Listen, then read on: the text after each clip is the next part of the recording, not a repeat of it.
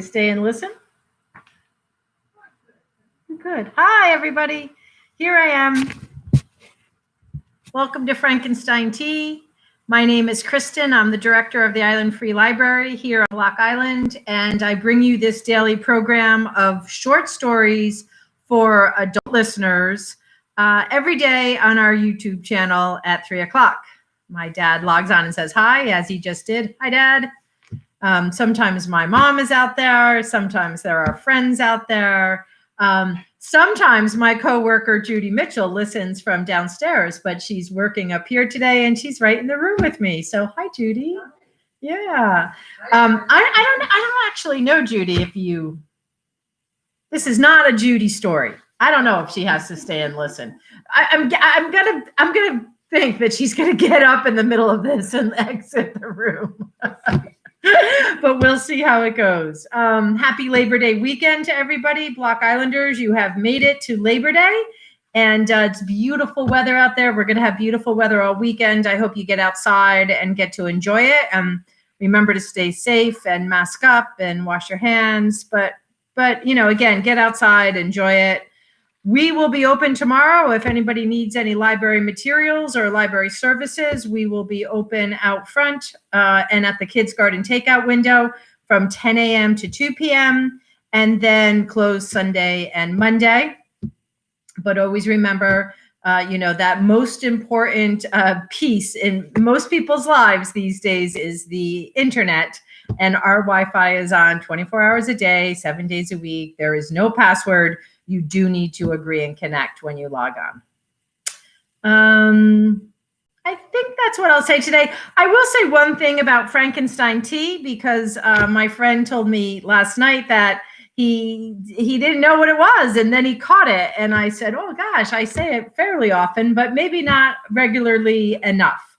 Frankenstein Tea is a program, and I named it such because I was trying to stay connected. I was working to stay connected to our patrons, during shelter in place. We started this program in March. And so it was a reference to this really monster of a disease, monster of a time we were having. And it was also a reference to a permissible read by copyright standards. So 100 years of something being in print is a permissible read. And so therefore Frankenstein, is something that I could read and record during this program. And the tea part was that it was March and we were going through a monster of a time. And I thought it would be nice to sit down together and have some tea at 3 o'clock in the afternoon, a little early for high tea, but still acceptable tea time. I Googled that. And, as the program continued, it was a little bit about this idea of figuring out how to navigate this time and maybe come to peace with it. Maybe sit down and have tea with this monster of a time. And I say that, and I don't mean to sound flip or that it hasn't been horrific for people. And I know the number is around 187,000 people have died from this disease. So, it's not like tea is going to save us, but, if you're negotiating this disease with us and this time with us, this idea that maybe we can do it together and take it slow and take a breath and take a time out, I hope is helpful. So that's a little bit about how Frankenstein got named. I'm not having tea today, but I am going to have a sip of water. Dad, what are you drinking today? You have tea? And this other idea of, just coming together and being together and continuing that as we go forward. And then lastly, what I like to say is I don't always do a permissible read. I am not reading things every day that are 100 years old. But as a librarian, we do something called Reader's Advisory. And I consider this like a program, a short story program. And so, when I read something that isn't necessarily copyrighted from 100 years ago, I'm not reading the whole entire book. I'm reading you a selection as to then maybe you'll go buy this book, or maybe you'll come to the library and take it out or recommend it to someone else. So I consider this Reader's Advisory and permissible, but of course, It's also me breaking the rules, but that's okay. Breaking the rules. My dad says he's having H2O as well. All right. So I found this book yesterday. I read from it yesterday. I'm going to read from it again today. I like this book. This is Octavia's Brood, Science Fiction Stories from Social Justice Movements, edited by Adrienne Marie Brown and Walida Imarisha. Again, always my apologies for anything that I mispronounce. It is published by, what did we say yesterday? Something funky, right? It's like published by, AK Press, 2015. And I'm reading something today called Evidence by Alexis Pauline Gumbs. You staying for the sci-fi, Jude? I'm listening. So far, she's listening, she says. All right, here we go. Evidence. By reading past this point, you agree that you are accountable to the council. You affirm our collective agreement that in the time of accountability, the time past law and order, the story is the storehouse of justice. You remember that justice is no longer punishment. You affirm that the time of crime was an era of refused understanding and stunted evolution. We believe now in the experience of brilliance on the scale of the intergalactic tribe. Today, the evidence we need is legacy. May the public record show and celebrate that Alandrix consciously exists in an ancestral context. May this living textual copy of her digital compilation and all its future amendments be a resource for Alandrix, her mentors, her loved ones and partners, her descendants, and her detractors to use in the ongoing process of supporting her just intentions. We are grateful that you are reading this. Thank you for remembering. With love and what our ancestors called faith, the Intergenerational Council of Possible Elders. Exhibit A. Excerpt from Drick's lecture capsule, The Black Feminist Time Travel of Self in the 21st Century Before Silence Broke, BSB era. Therefore, self should be understood as a vessel open to time and fueled by presence, where presence is as a multiple as it is singular. This is what Black feminist scientists called integrity, a standard for affirming the resonance of presence across time, where action was equal to vision, embodied through variables. Our ancestors reflect this reality in the self-inscribing letter process evidenced in algorithmic email retrievals from a 21st century palimpsest called Google. It is unclear, however, whether the authors of emails wrote them in order to remember or in order to not have to remember. Can you hear me? Exhibit B. B is for brilliant. Letter from Alandrix, age 12, sent via Sky Tablet during dream upload, third cycle of the facing moon. Receipt unknown. Ancestor Alexis. I've heard about you. I've even read some of your writing. Everyone says I have an old soul, and I'm really interested in what it was like back when you lived. It seems like people were afraid a lot, maybe every day? It's hard to imagine, but it seems that way from the writing. I have to remember that no one knew that things would get better, and that even people who were working to make it happen had to live with oppression every day. I read your writing and the writing of your other comrades from that time, and I feel grateful. It seems like maybe you knew about us. It feels like you loved us already. Thank you for being brave. I'm 12, and last year I did a project for our community about your time, the time of silence breaking. I made a poster and everything and an interactive dance. A friend of mine did one on the second abbreviated ice age, instigated by oil on fire. But I thought writing about the time of silence breaking would be harder. The ice continents were in your imaginations. The limits of your memory melted. You spoke about the hard things and you could see your own voices. It must feel almost like a force of nature when you live. I'm 12 and you would have thought of me as part of your family, even though now we do family differently. We have chosen family now. So maybe we would just be comrades if you lived here in this generation. Who knows? But I think that if you met me, you would feel like we have some things in common.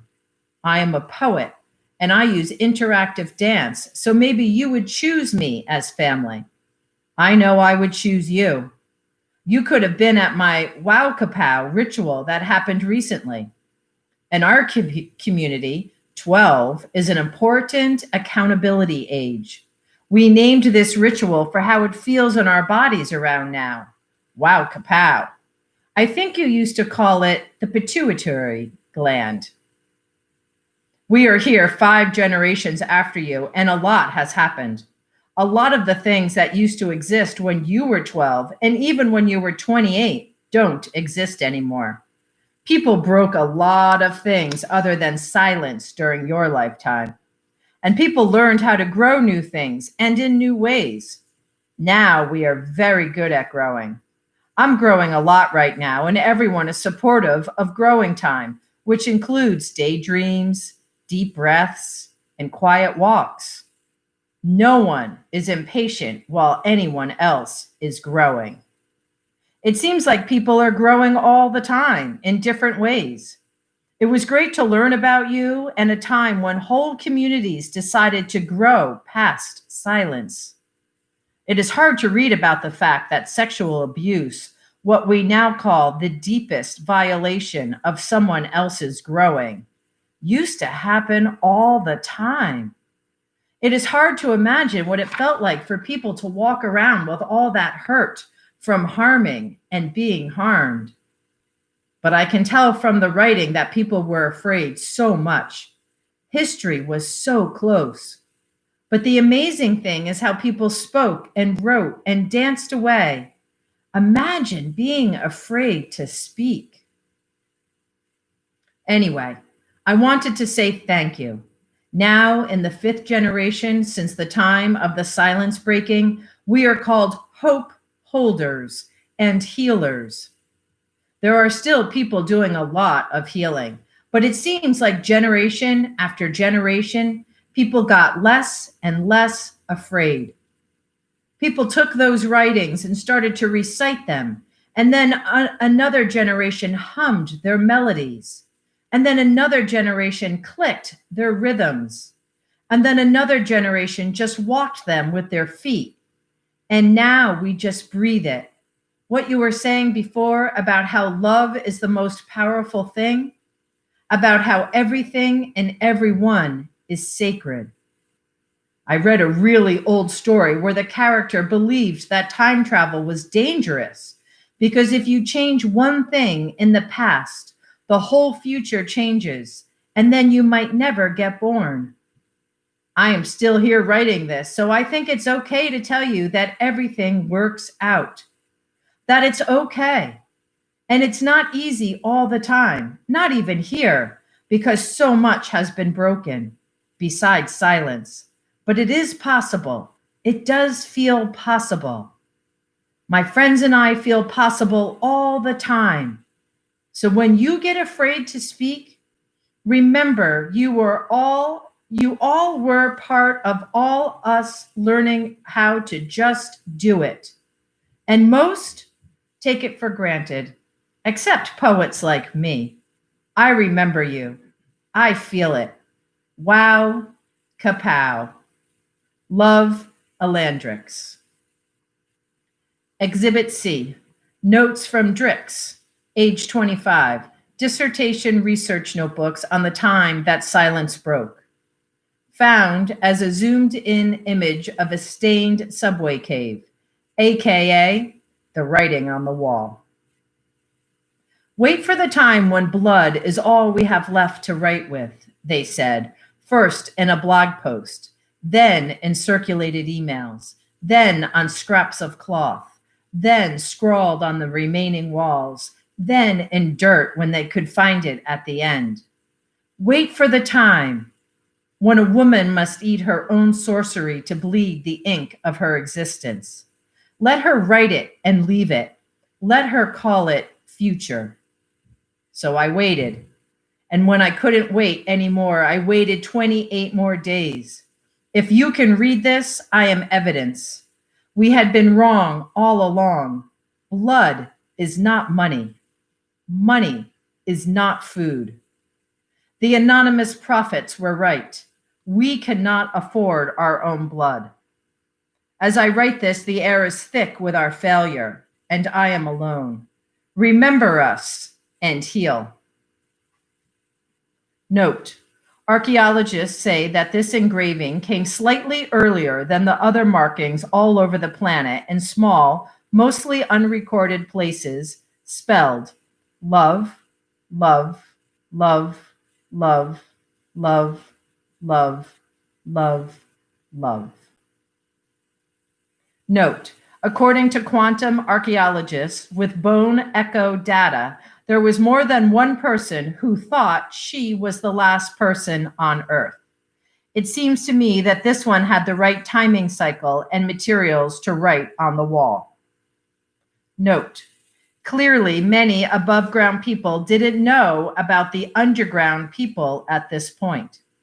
The cave writer may have had an inkling because she moved toward a cave that had an entrance to the underground system of root communication embedded deeply. Note, the historians of the underground people in the transitional time referred to the time the silence broke as their vindication for going underground. But may it not have been that their retreat also caused the silence to break the people who were left? Note, unless we find another record, this is our only witness, account of the time that the silence broke. But recent historiographic interventions have begun to refer to something they call the long broke open, which includes the ocean logging of the digital infrastructure, the shrinking of populatable land, and many other factors that they would argue have a casual relationship to the silence breaking. Questions. What if I can never find evidence of what the people did to break the silence? Am I looking to the past in vain? Am I depending on evidence to confirm what my soul has evidence enough for? Exhibit D, found on Drix's wall at 16, rare paper artifact of a printed poem duplicate by Alexis Pauline Gubbs, circa 21st century, before the silence breaks. In my dream, my ancestors are written on the walls, lipstick, leavings, gold pen graffiti, strips of magazine paper, wheat pasted faces. These must be the ventricles, wind blows through, shifting and caressing, the slapstick lovings, the glitter leftovers, the mimeographed urgency, the necessary flyness. I must be standing inside my own heart, tagged with the evidence of life living itself.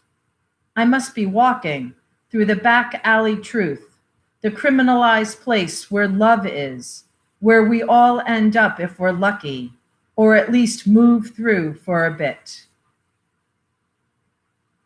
Exhibit E, letter from Alexis after capitalism to Alexis during capitalism, retrieved from email residue algorithm, received in inbox alexispauline@gmail.com on September 13th, 2010.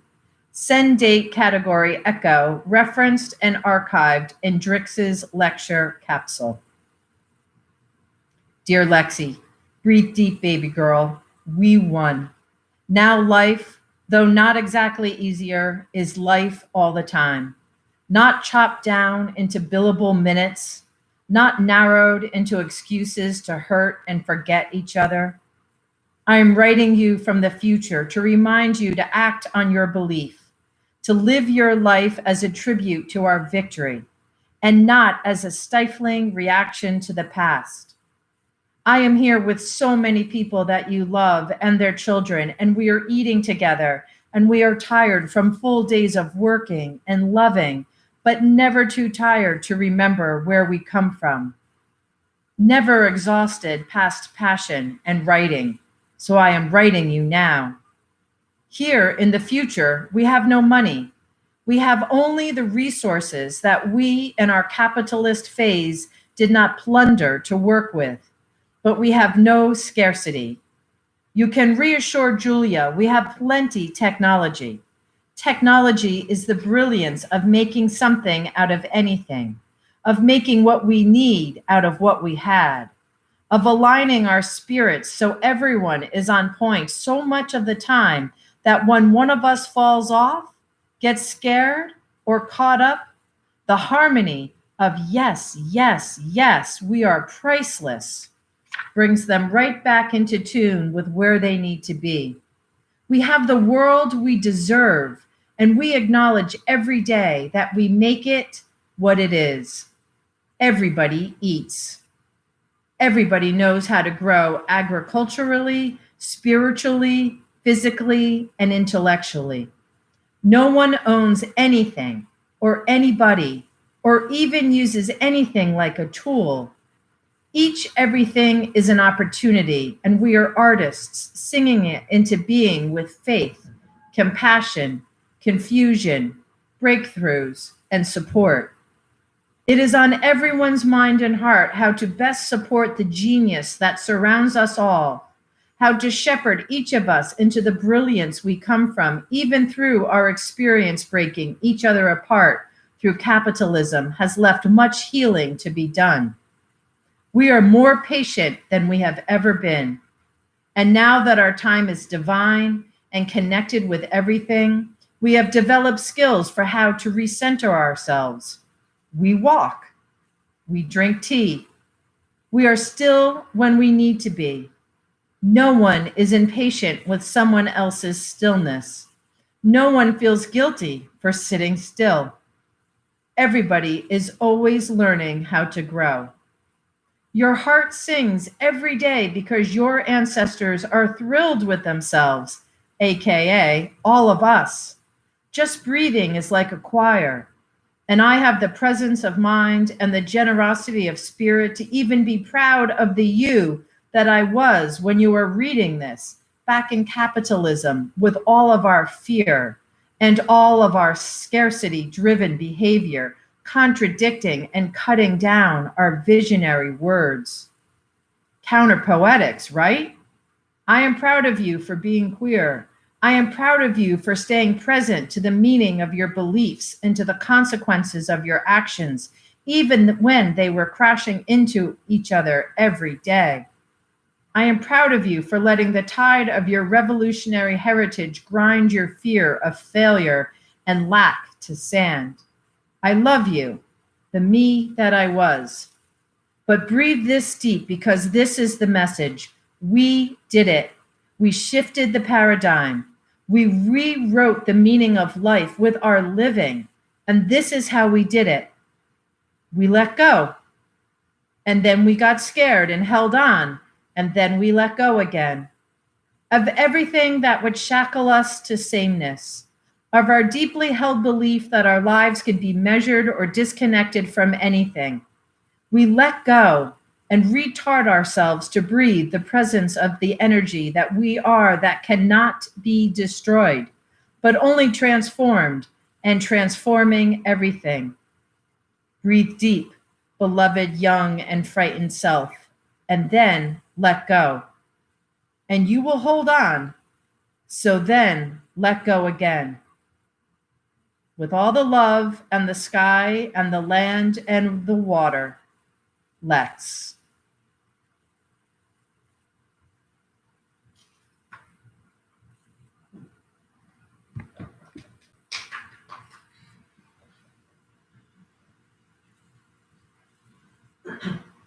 Toughy, huh, Jude? Yeah. But it has some things in there. It's hard to follow a little. Yeah.